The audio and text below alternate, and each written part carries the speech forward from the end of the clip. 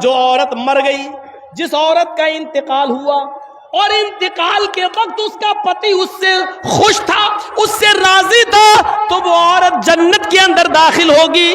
میری ماں بہنیں پہلی بات تو سن نہیں رہی ہیں، اور جو سن رہی ہیں وہ سن لیں۔ اللہ کے نبی نے جنتی عورت کی پہچان بتائی، ایّم امرات ماتت، جو عورت مر جائے، انتقال کر جائے، لیکن انتقال کرتے وقت اس کا پتی، اس کا ہسبینڈ اس سے راضی تھا، اس سے خوش تھا، فدخلت الجنہ، تو یہ عورت جنت کے اندر جائے گی۔ لیکن اس کے الٹے بھی فرمایا کہ جو عورت مر گئی اس حال میں کہ اس کا پتی اس سے راضی نہیں تھا، اس سے خوش نہیں تھا، تو وہ کتنی بڑی نمازی ہو، چاہے تہجد کی نماز ہی کیوں نہ پڑھتی ہو، وہ جنت کے اندر داخل نہیں ہو سکتی۔ چاہے کتنی روزے دار ہو، وہ جنت کے اندر نہیں جا سکتی ہے۔ میرے پیارے ساتھیوں، ہمیں اپنی بیٹیوں کو یہ تعلیم دینا چاہیے تاکہ وہ جب گھر سے جائیں، سسرال میں جائیں، تو وہ اپنے پتی کو عزت کی نظر سے دیکھیں اور ان کو خوش رکھنے کی کوشش کریں۔ میرے بھائیوں، ہم نے یہ تعلیم نہیں دی ہے، اپنی بیٹیوں کے ہاتھ میں موبائل دے دیا ہے، ہماری بیٹیاں موبائلوں میں ڈرامے دیکھ رہی ہیں، اور جیسے بتایا جا رہا ہے اس طریقے سے آج وہ اپنے پتیوں کے ساتھ اپنی زندگی گزار رہی ہیں۔ ہم نے مذاق سمجھ رکھا ہے اسلام کو۔ سنیے اور غور سے سنیے، ہم اپنی بیوی کے ساتھ کھانا کھا رہے ہیں، سن لو، آج مسئلوں پہ آ گئے ہیں اور میرا دماغ اب ادھر پھر گیا ہے، تو اب سنیے آپ۔ ہم اپنی بیوی کے ساتھ، ایک مثال ہے، آپ بھی سنیے، ہم اپنی بیوی کے ساتھ کھانا کھا رہے ہیں، اور کھانا کھاتے ہی کے دوران ہماری بیوی کی بہن، سالی، بیوی کی بہن گھر میں آ جاتی ہے، اور میری بیوی اپنی بہن کو کہہ رہی ہے آؤ آؤ تم بھی کھانا کھا لو، آؤ آؤ کوئی بات نہیں آؤ، اور سالی بھی بیٹھ گئی۔ سنو، کلیجہ ہے تو سنو، دل اور گردے ہیں تو سنو، اسلام پانی اور رنگ کی طرح اگر ہم اسلام کو اپنے اندر بسانا چاہتے ہیں تو سنو، بیوی کی موجودگی میں بھی، بیوی کی موجودگی میں بھی، بیوی کے سامنے بھی ہم اپنی سالی کے ساتھ بیٹھ کر کھانا نہیں کھا سکتے ہیں۔ میری سالی بھی میرے ساتھ بیٹھ کر میری بیوی کی موجودگی میں بھی میرے ساتھ کھانا نہیں کھا سکتی ہے۔ اسلام ہماری بیوی کی بہن کو، ہماری سالی کو بھی بیوی کی موجودگی میں بھی بہنوئی کے ساتھ کھانا کھانے کی اجازت نہیں دیتا ہے۔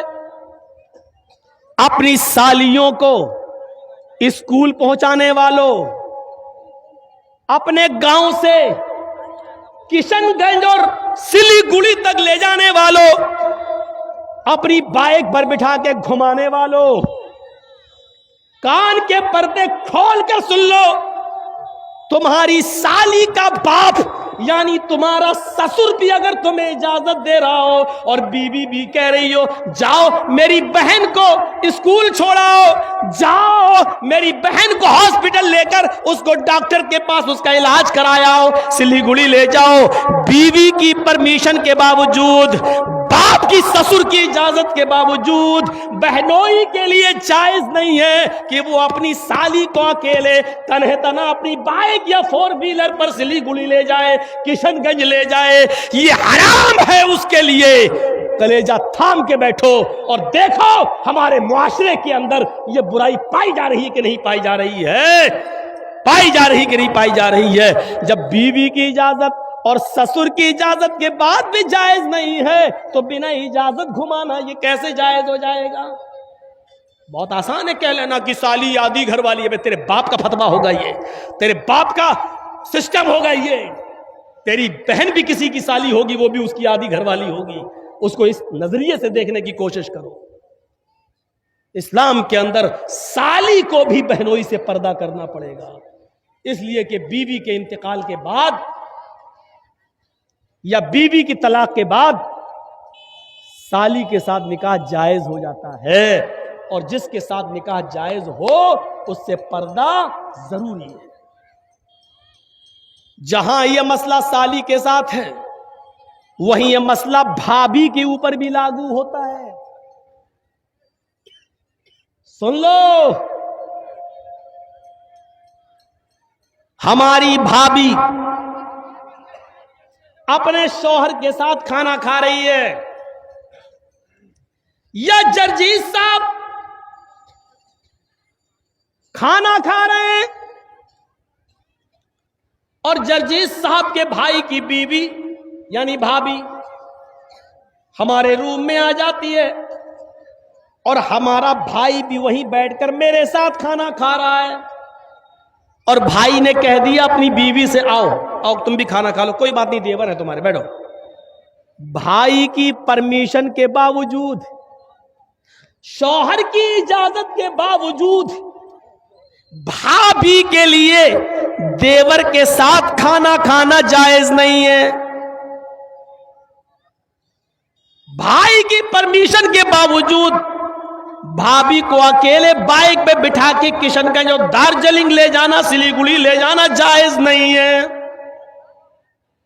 دلیل یہ ارائیت الحم یا رسول اللہ، ایک عورت نے سوال کیا، اے اللہ کے نبی کیا میں دیور سے بھی پردہ کروں؟ دیور ہمارے گھر میں رہتا ہے، جوائنٹ فیملی ہے، آنا جانا لگا رہتا ہے، کیا میں دیور سے بھی پردہ کروں؟ تو اللہ کے نبی نے فرمایا ہاں، محلے کے دوسرے لوگوں سے کبھی کبھی بے پردگی ہو جائے چلے گا، محلے کے دوسرے لوگوں کے سامنے کبھی چہرہ کھل جائے چلے گا، الحم الموت، لیکن دیور سے ہر حال میں پردہ کرنا ہے، کیونکہ دیور تو موت ہے بھابھی کے لیے.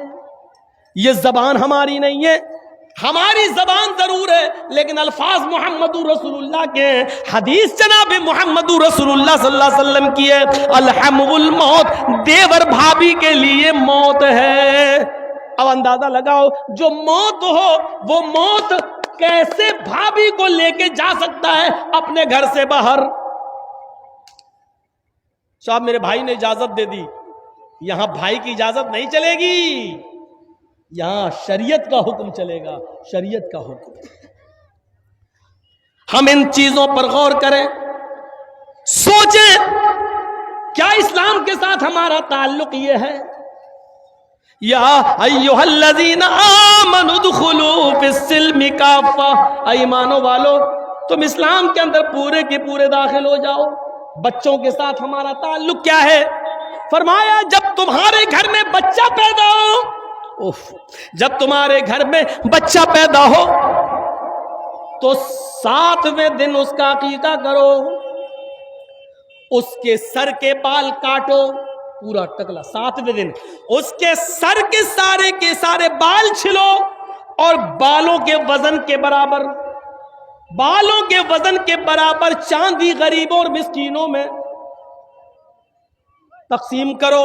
مان لیجئے سارے بال ہم نے کاٹے اور 5 گرام ہوئے تو 5 گرام چاندی یا 5 گرام چاندی کی قیمت غریبوں میں مسکینوں میں دی جائے گی.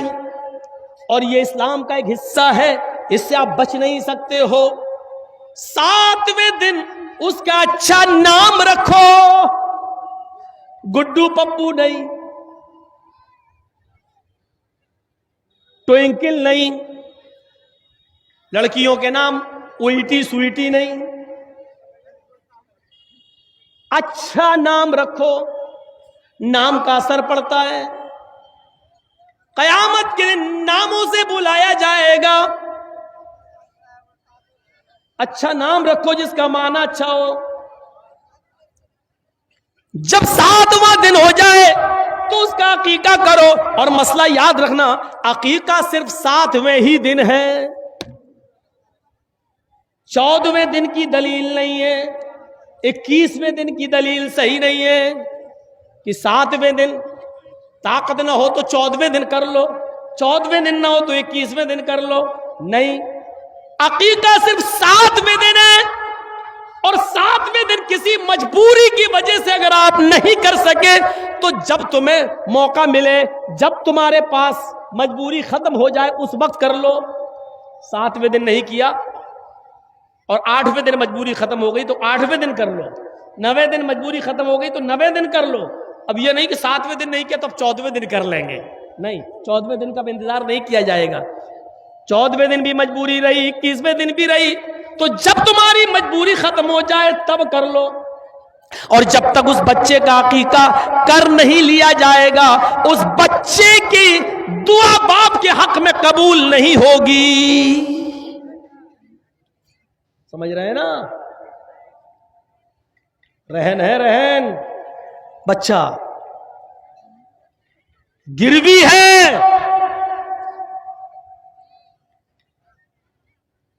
چاہے کتنی وہ بچہ دعا کرے باپ کے حق میں پھر قبول نہیں ہوگی. اگر عمدن قصدن جان بوجھ کر استطاعت کے باوجود آپ نے اس کا عقیقہ نہیں کیا تو یہ باپ کے اوپر ایک قرض ہے، جب تک وہ اس کو ادا نہیں کرے گا